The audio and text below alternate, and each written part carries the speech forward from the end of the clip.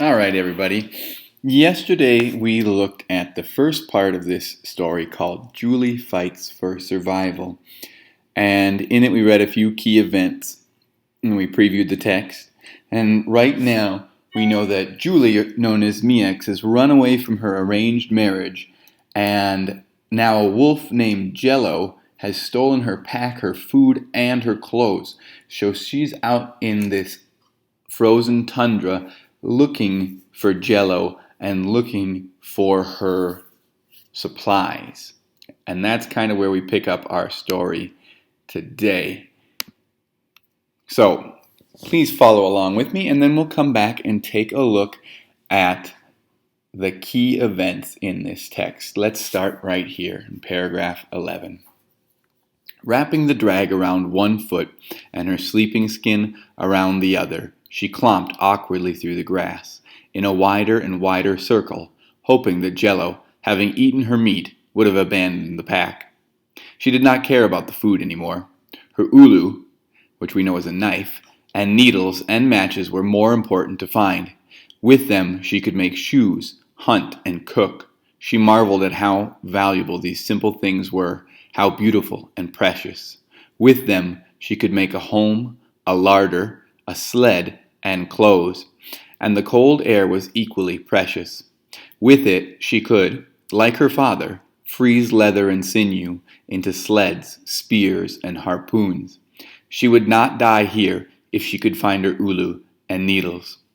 As she carefully searched the ground, she began to think about Seal Camp. The old Eskimos were scientists too.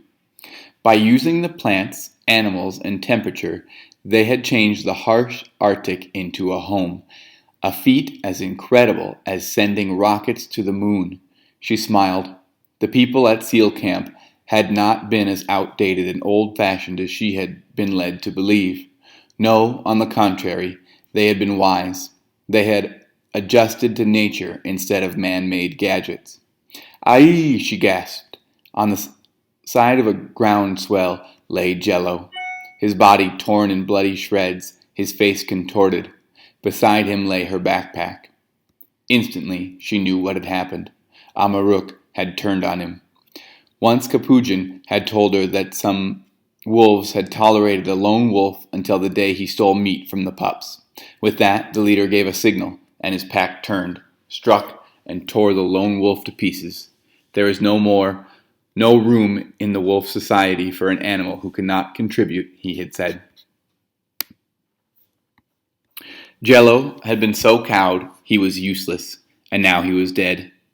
Slowly, he opened her pack. The food was gone, but her needles, ulu, and boots were tucked in the pockets where she had put them. They were now more wonderful to Miex than airplanes, ocean liners, and great wide bridges. As she put on her shoes, she checked for her man's knife and matches. They were there too.